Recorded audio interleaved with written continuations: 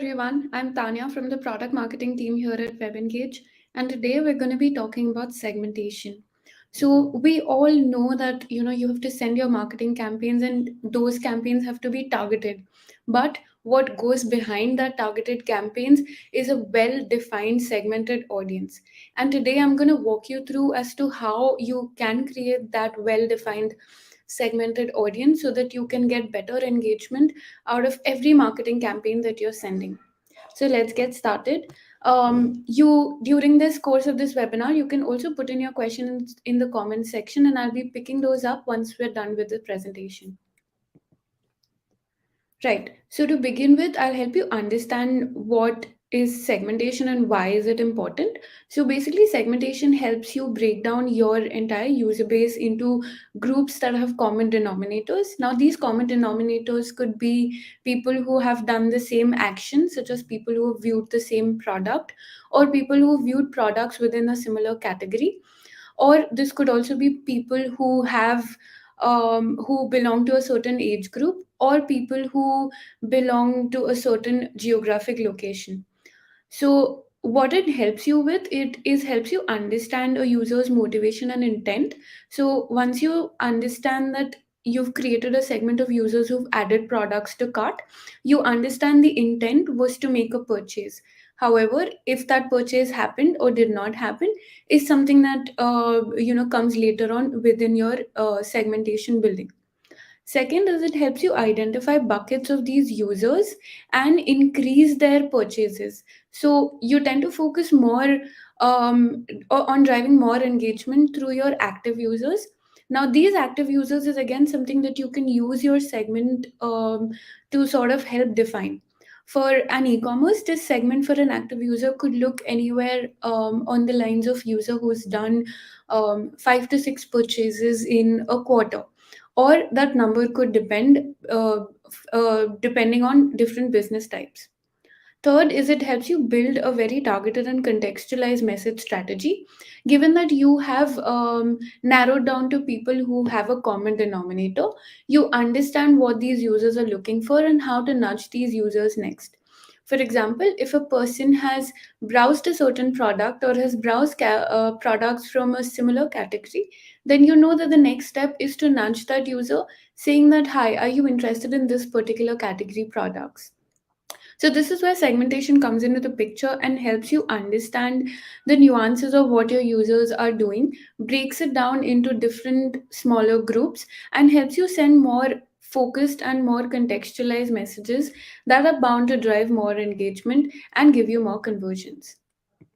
Now, if I were to give you a simple graph of what a segmentation could look like, so over here I have purchase frequency and the amount spent on my y-axis. Now, based on the purchase frequency and the amount spent, I've divided this graph into 4 different parts. The one that you see on the top right are your loyal users who have good purchase frequency and are spending good amount with you. Second are your winnable users, users who are spending a good enough amount but are not as frequent with their purchases. Third is your discount seekers, basically users whose purchase frequency is high but the amount spent is quite low. And fourth are your losable users, for users who are not spending enough amount and are not as frequent on your platform. So what we did here, we took two very common denominators, such as purchase frequency and the amount spent. And using a combination of these two, we tried to divide and segment our users into different buckets or different groups. So this is what you end up doing with segmentation at large. um, Now I'll also help you understand how you can segment audience. So now there are different types of cuts that you can put in your segmentation. Now on the WebEngage dashboard, segmentation can be you can leverage 3 different aspects to have segmentation for your audiences. It's namely user, behavior, and technology. Now, these can be further categorized into the 5 points that I have here. One is based on the user's activity on the platform. When was the user last seen? What was the user's first acquisition source? And when is it that the user came first in contact with your brand? Second are user attributes such as loyalty points that the user has, such as products viewed, such as purchase made. Third is reachability, to understand whether a user is reachable on a channel. Here we also have our newly introduced best channel feature that comes into play here. And once I go over to the dashboard view, I'll help you understand how that works. Fourth is behavior or event based actions. Now, these are actions that the user performs on your website. For example, viewing a product, filling up a form, signing up for your newsletter, and so on. Now, we also have some system events that fall into this category, which I'll be explaining. Now, these system events can be mobile push sent, mobile push clicked, email clicked, emails open. So you can also use this into your segmentation. Say, for example, if you're looking at users who have opened your email campaigns in the last 30 days, so maybe you only want to target your active users who engage with you on your email communications. The fifth and the last is technology, where we get into the nuances of the device, the manufacturer, model, the app ID, and also help you understand what is the device in terms of desktop, mobile, tablet, and so on, to help you understand what kind of messages you're sending to and what device would they be received on, and therefore sort of alter your communication accordingly. Now, I'll just help you understand why we're sort of slicing and dicing data and what happens once you sort of put in two, three different pieces of the puzzle together, and what you can achieve once you sort of get more granular or put more conditions into your segmentation building. So, firstly, let's say you're looking at a segmentation purely based on the people who viewed a certain product. Now, you could go one step further into this segmentation to help understand what category of product was viewed. So, for an e commerce, it could be either you looked for products in the category of shoes, you looked at products in the category of dresses, you looked at products in the category of shirts. So, it will help you narrow down further into what kind of product category was viewed. However, if you put on a second layer here, which is users who viewed a particular category and did not make a purchase, so you're further narrowing down your audience um, to knowing that users who are interested in a particular product or a category of product and have not made a purchase. Now, I'll put in the third nuance here and say that users who did a product viewed, did not make a purchase, and were last seen over a week ago.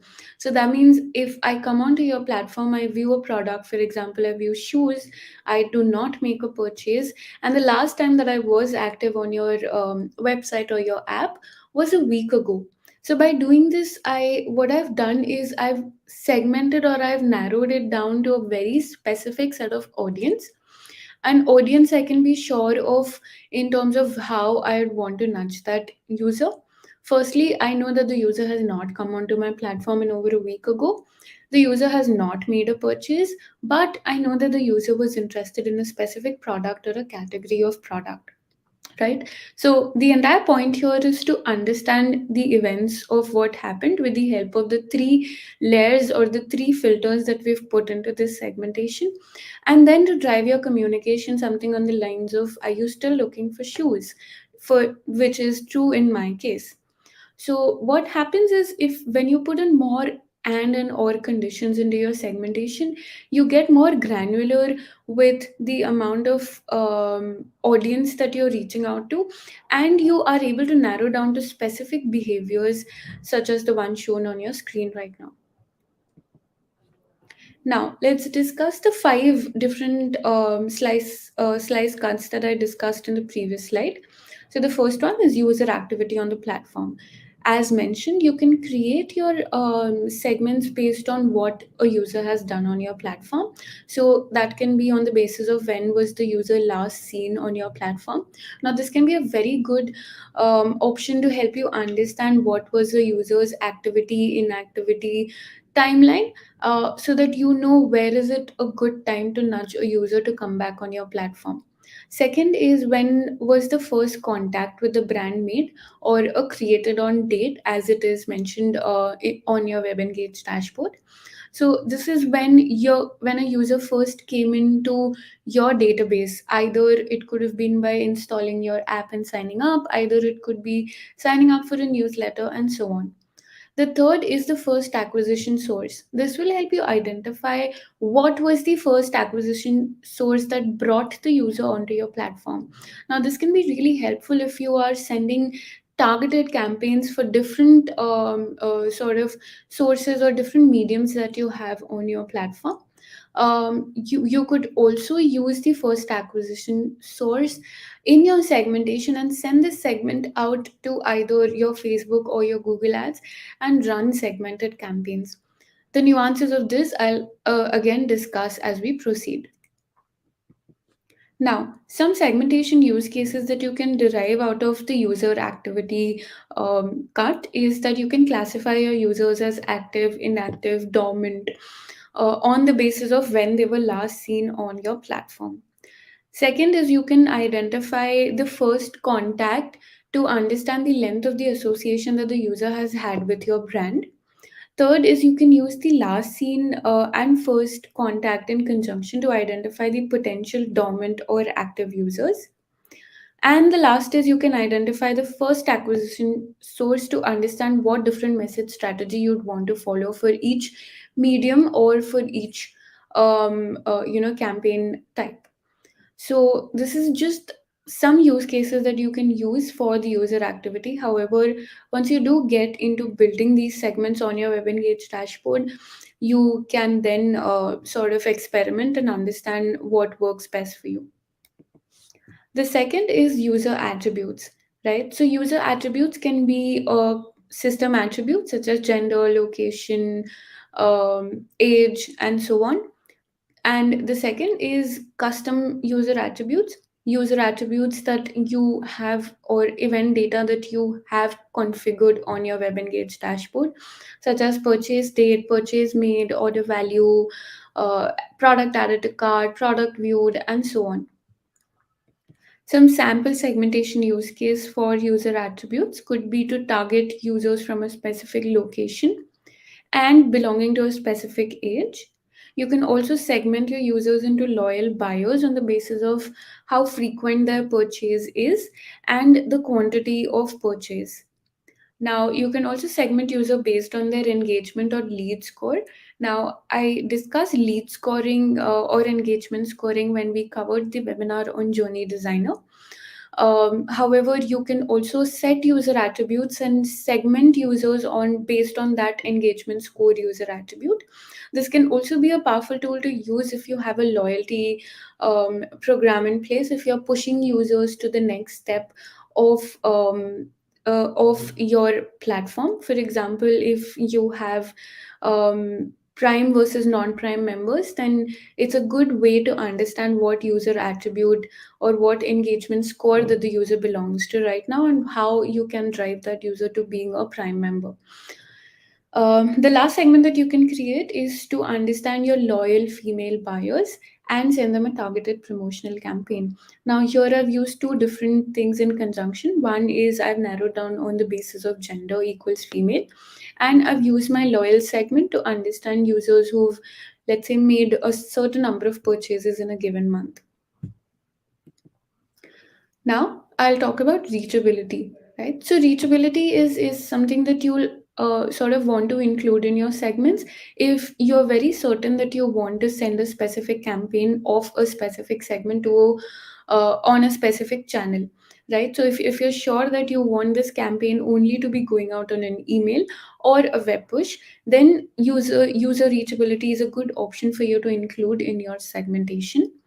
What is also important to note here is that you can also leverage our intelligent attribute called best channel here to understand what a user's best channel is for any given segment that you're building out, and use this in your segment itself to filter out users who, let's say, whose best channel would be push or email or SMS and more. Now, some segmentation use cases that you can implement here could be to classify users on the basis of their channel reachability.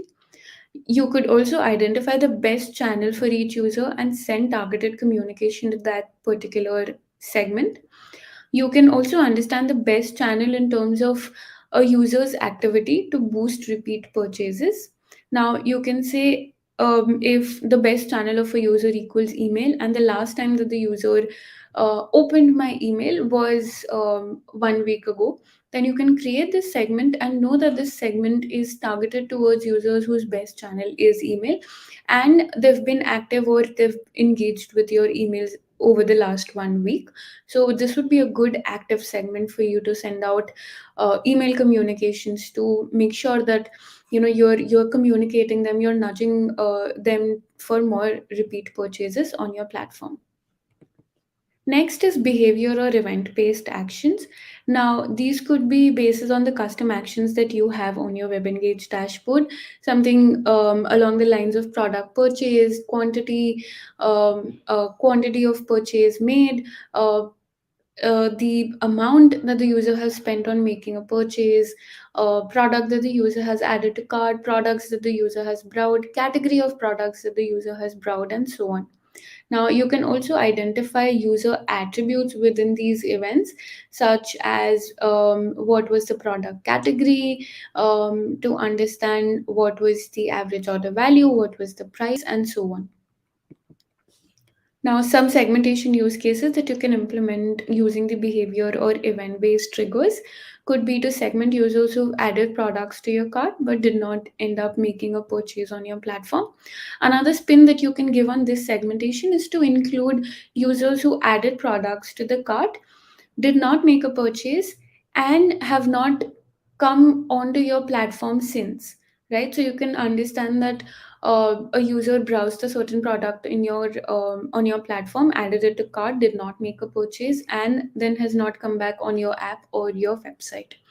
Second is you can identify users who land on a specific category page or category URL. You can also use segmentation to filter high value buyers within the last 6 months. So, for example, for an e-commerce, it could be users who've made a purchase of greater than 5,000 rupees in the last 6 months. Or it could be based on different brands and how they want to sort of quantify this measure. You can also identify users who did a repeat transaction within the first 3 months of the initial purchase. So this would be a good segment to sort of focus and drive more repeat purchases out of. You can also segment users who made discounted purchases versus those who don't, to understand what is the percentage split of users who come and transact on your platform when they have a discount coupon present versus users who are are okay with making a purchases with or without a discount as well. Now, the last part is technology. Now, you can segment your users based on their app ID, their device, model, and a lot of other information. What you can also include here is when they were last seen or the app installation date. You can also sort of help segment users on the basis of device that they're using, either it's a mobile device or a tablet or the web or desktop. So you can also help understand what sort of device they're using. Now, technology within your segmentation is very, very helpful if you want to, let's say, send a communication to users to upgrade your app or to update your app to a newer version so that they can access the new features that you have on the updated version of the app. So this can also be sort of important if you're sending out specific communications to specific iOS users and sort of only want to target those iOS users or a certain version of iOS users. So that's also something that you can do with the help of the technology filter in your segmentation. Now, some segmentation use cases that you can implement here is you can classify your users as active or inactive based on when they were last seen on the app. You can identify users on the basis of web push subscribe in terms of what was the source when they first subscribed to your web push. You can also identify users on the device and the OS information to send targeted messages. You can also identify users who belong to a specific app version to nudge them for app updates or more. Now, here is where you can leverage segmentation throughout your WebEngage dashboard. So, the first is you can definitely use segmentation to send targeted and contextualized messages to your users. You can use it across the 11 plus engagement channels that you have on your WebEngage dashboard, including email, SMS, WhatsApp, and more. It helps you definitely reduce manual effort because you have the option to create live segments or dynamic segments. Now, these dynamic segments help you sort of reduce your manual effort so that it helps you by identifying users who have done a certain action or event and belong to a certain category. And now these users can flow in and out of the dynamic segment that you've built based on the conditions that you've put. So you don't have to go back and create or refresh this segment over and over. The users who belong to this sort of or who sort of fall in and out of this criteria will automatically flow in and out of your segments.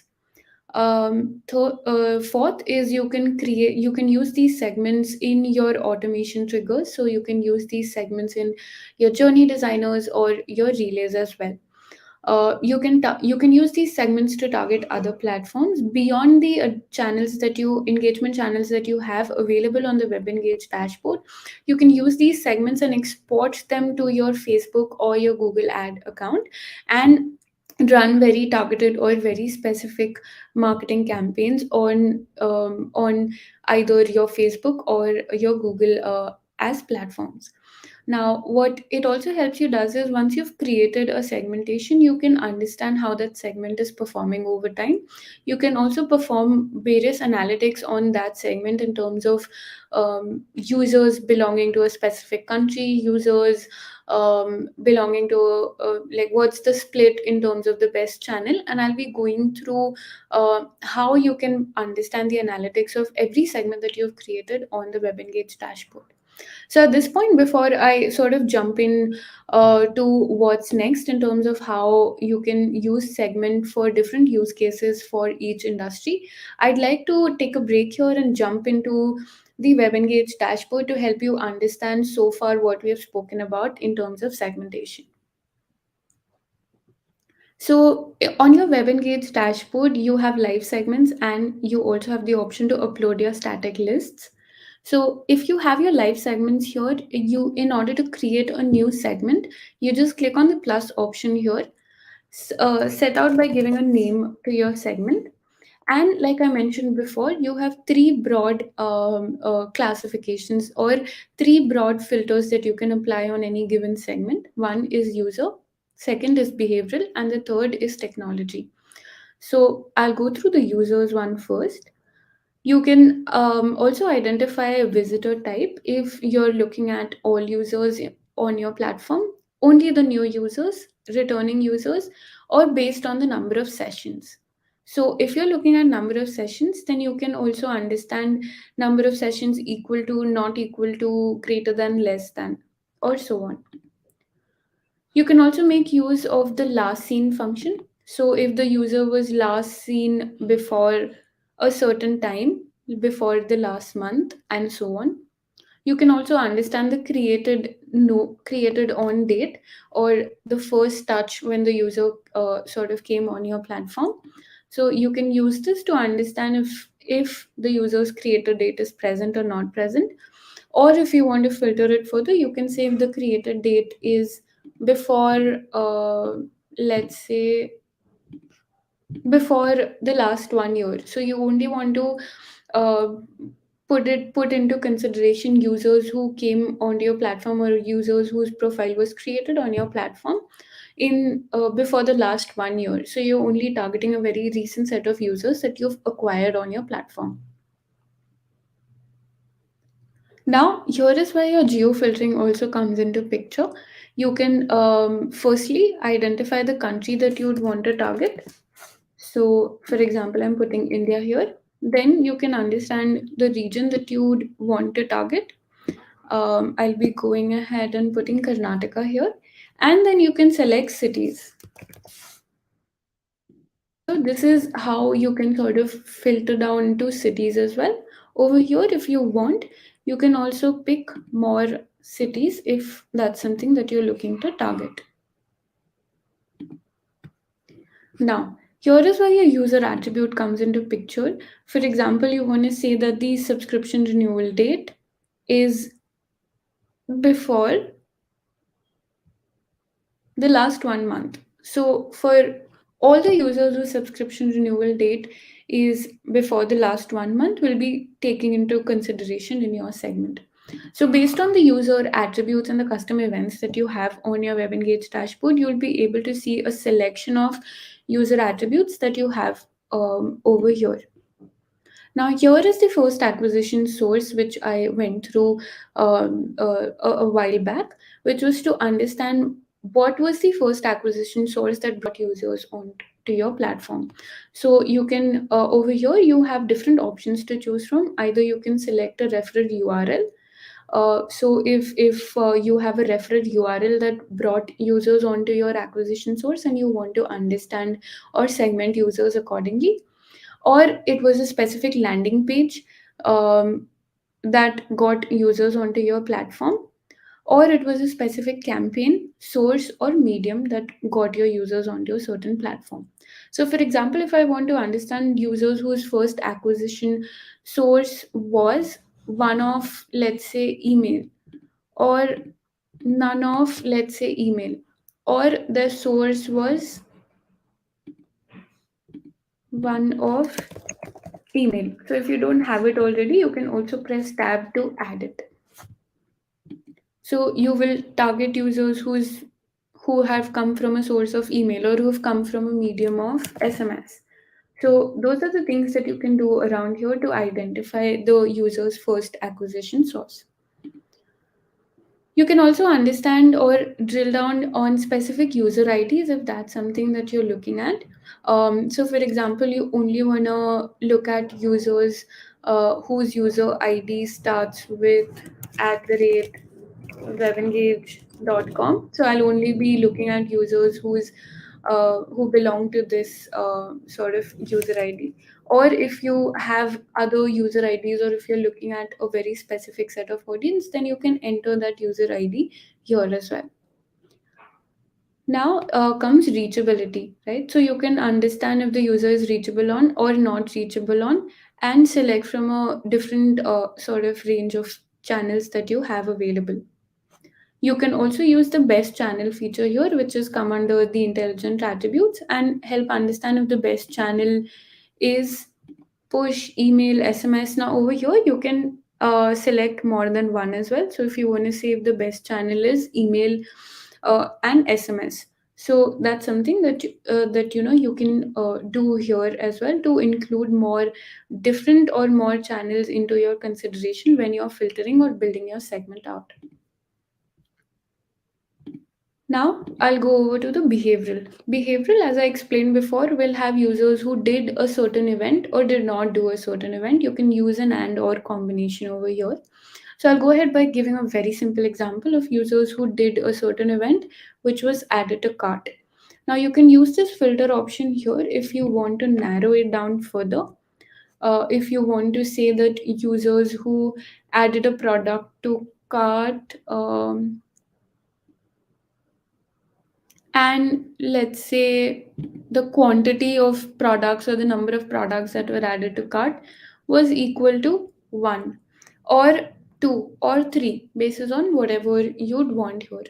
And if you want, you can also add additional filters here, put in your and or condition, and build out your segment. So for example, if I want to see that users who have added a product to cart and have not done the purchase event. which is completed purchase. So over here, what I've done is users who've added a product to cart at least once, or what you can do here is you can also identify the most recent event time. So when was the most recent event time done? So users who added your product to cart within the last 1 week.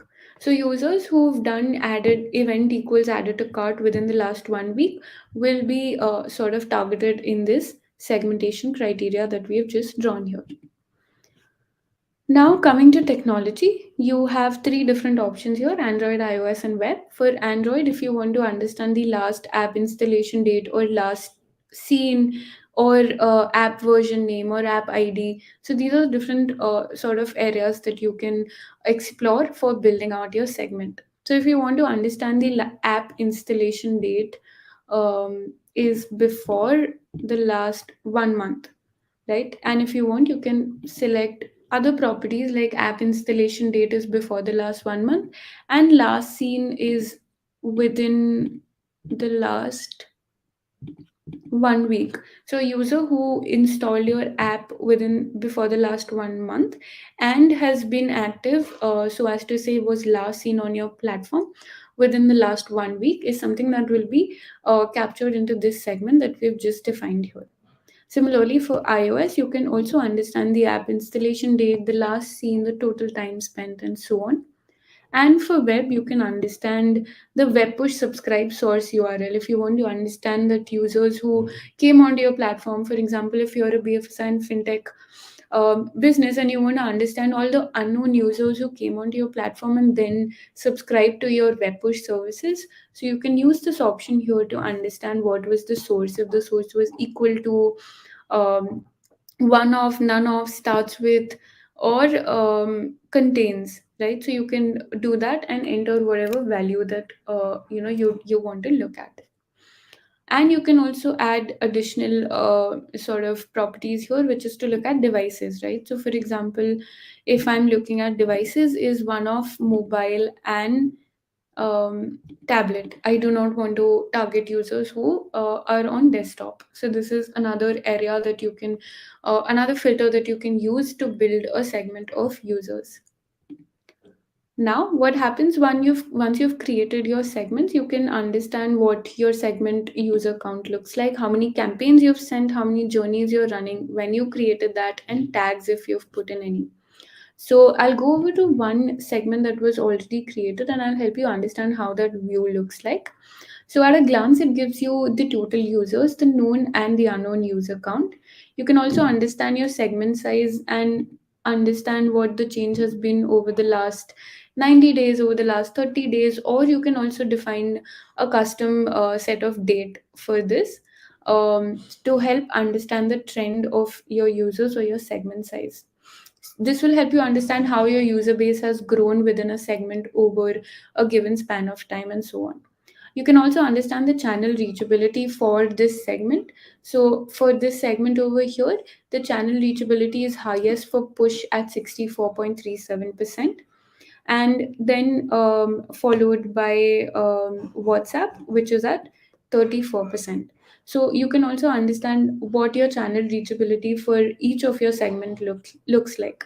Now, if you come under the analyze option here, now is where you can sort of use a lot of filters to analyze this particular segment that you have, which is property type, right? So you can understand, you can analyze this set of segment over country, which is what you can see right now. So you can understand what part of this segment belongs to which country.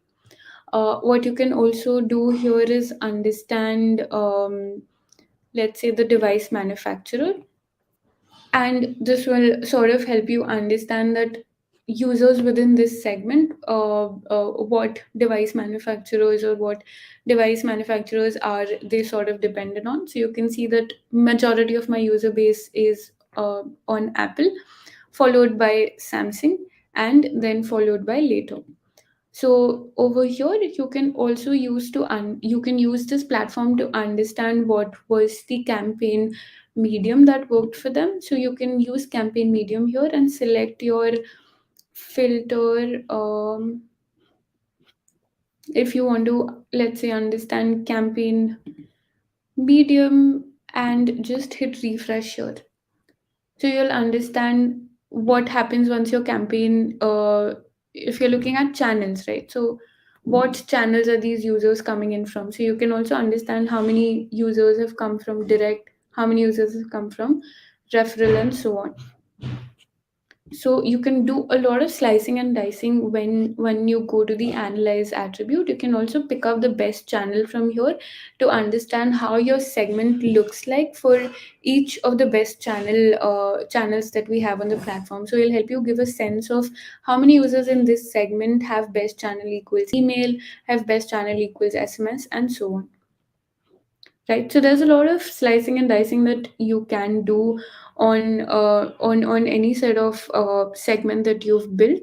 You can also sort of understand the user attributes that you have, such as engagement score. So if you want to understand, let's say, for a particular segment, you want to understand what the split looks like on the basis of the engagement score, you can pick this option up here and just simply hit refresh to get the data. What you can also do with your live segments over here is either you can edit your segment. So if, for example, if you want to edit or add something else to your already existing segment, so that's one option that you can sort of pick from here. What you can also do in your segment is to understand or export this segment to Facebook or Google. So how you can also do that is, once you go to your live segments, you pick up your segment.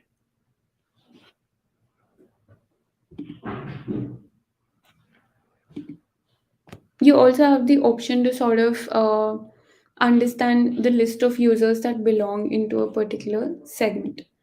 Now, going back, what you can also do from here is you have the option to export to Facebook and export to Google, or also download this list of users. So if you want to export a particular segment of Facebook, you just need to click on this three in on this button here and select the export to Facebook option for you to be able to export your segments to Facebook. Right. Now, coming back to the presentation, I'll just quickly wrap this up by giving you different use cases for different industries and how you can use segmentation for each of these industries. So, for e-commerce industry, at the top of the funnel, you could look at users who signed up on your platform or users who installed your app. You can also look at users who signed up for your newsletter. Now you can have one newsletter or you could have multiple newsletters. In case you do have multiple newsletters, you can use the custom event called newsletter subscription, and use the filter right next to it to sort of drill down on which specific newsletter you're referring to. At the mid of the funnel, you can understand once you can make a segment of users who've browsed a specific product or a category of products, and also filter in users who've been active in the last 1 month. At the bottom of the funnel, you can understand users who've added products to your cart, and or users who've done a checkout page visit and have completed that. Now, for the fintech industry, the top of the funnel segments could look like users who were last seen 1 week ago on your website. This could be a combination of known as well as unknown users on your platform. Second could be users who've signed up for a newsletter. At the mid of the funnel, it could be users who've browsed a certain investment or loan avenues on your platform. And this could also include users who've completed or have not completed your KYC. Now, this segment could also include users who've started the KYC process but did not end up completing the KYC process. At the bottom of the funnel, the segments could look like users who fills out your contact form, or a form that sort of brings that information to you in terms of you having to reach out to the customer, or user does a conversion event, which is making an investment or applying for a loan or raising a loan request. Now, for the edtech industry, the top of the funnel segments would look like users who've signed up or have done an app install, user who've signed up for a free trial or have signed up for a webinar or for a demo class that you have running on your platform. Mid of the funnel could be users who've browsed a certain course or have been active in the last 1 week on your platform. Bottom of the funnel could be users who've added certain courses to their cart and or have purchased those courses. Another filter that you could use, another segment that you could build out here, is users who've purchased a course and have started that course but have not completed that course. Or it could be users who've purchased a course but have not started the course yet. For the travel and hospitality industry, the top of the funnel segments could look like users who've done an app install or users who were last seen 2 hours ago.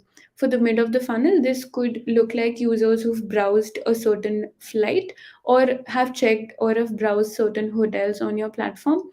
And this could also, you can use user attributes to filter out users who are premium users versus non-premium users to sort of have that distinction of your messaging strategy. At the bottom of the funnel, it could look like users who visit your checkout page to understand the users who've made a booking, or users whose web check-in is pending. So on successful flight booking, you'd also want to send reminders to users when their web check-in is due or when their web check-in is pending. You can use this segment to help understand users who've made a booking and users who've not done a successful web check-in. So this can also be a bottom of the funnel segment that you can create for the travel and hospitality industry. So that was about it for today's webinar on segmentation. If you do have any questions, do put them in the comment section and I'll be sort of taking those up.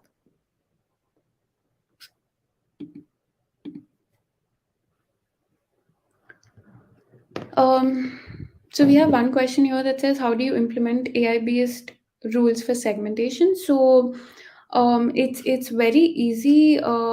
If I can just share my screen with you and show you how you can do that. So if you want to use let's say intelligent attribute, what you have available right now on the dashboard is the best channel. So under the user bit, you have the option to select your best channel attribute, and you can say best channel is or is not, right? And then you can select whatever best channels sort of you want to target or include in your segment over here. So I hope that clarifies your question. All right. You will be getting a recording of this session as well as a cheat sheet for you to help understand segmentation more. In case you do have any more questions, do feel free to reach out to your CSMs or to any one of us. Thank you so much for joining this webinar.